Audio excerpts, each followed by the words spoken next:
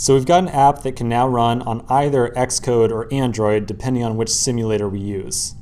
Even though we just went through the entire process of setting up on Android, I'm going to go ahead and use the Xcode simulator for the rest of this section, just because I love having the Command R shortcut so much. It's really just fantastic. So you can see here now that I'm in the simulator, the Xcode simulator, I get the text, I'm an iOS app, because my index iOS.js says I'm an iOS app. Okay, so I want to draw your attention to something. The app that we're going to build here is going to be 100% platform agnostic. So we shouldn't have to worry about which platform we're on, and we certainly don't want to care about which code base we're working on. We don't want to duplicate the code base. We don't want to have like a folder up here that says Android source and then another one that says iOS source, and have index.ios.js make references to one folder and index.android.js make references to another folder. We wanted to have just one folder of code, that's it. We don't care about the platform, don't have to worry about anything else. So here's what we're going to do here. I'm going to open up both the index.android.js folder and index.ios.js file, not folder. And I'm going to go ahead and, like before, I'm going to delete everything in both of them. Okay, so both of them are empty here. So our plan to consolidate both of these platforms is going to be simple.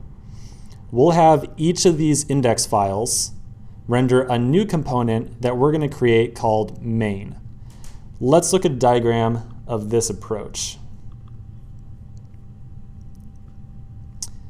So right now, with our kind of the stock way of doing everything, the making use of index.ios.js and android.js, we have two separate platforms, right? We've got our iOS and our Android platform.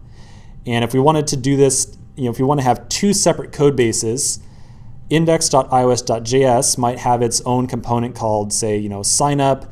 And if we were implementing a app that contained a bunch of posts, it might have its own posts and post item.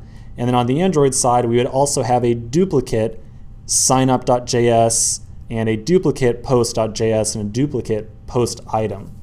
So two sets of files, one for each platform. What we're going to do here is we're going to consolidate them into something that looks like this.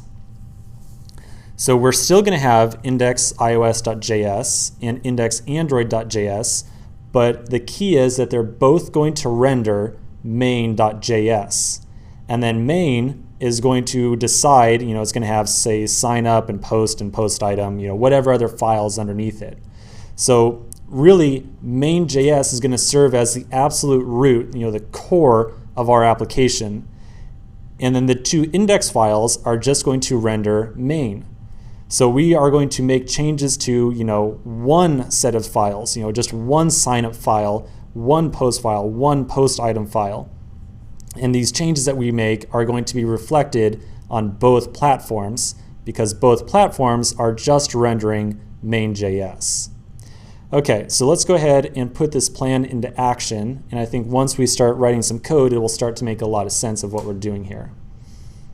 So the first thing that we're going to do is create that main.js component. I'm going to create a new folder called src, and then inside of it, I will create main.js.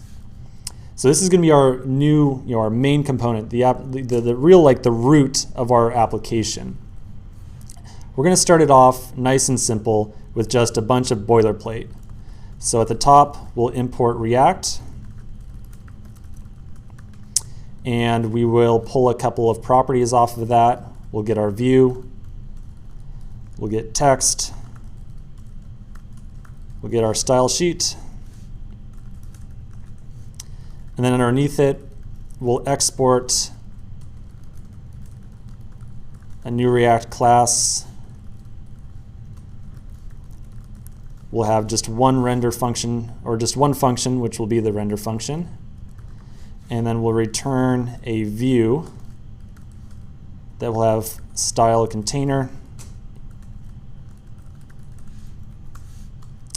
And we'll have some text. I am on both iOS and Android.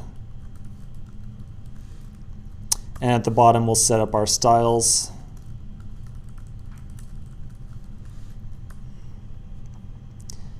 And this will have one style for right now, which will just be container, flex 1, justify content center, and align items center. Okay, so this is going to serve as, again, the very root, the very core of our application. So let's continue in the next section where we're going to hook up this main.js file to both index.ios.js and index.android.js.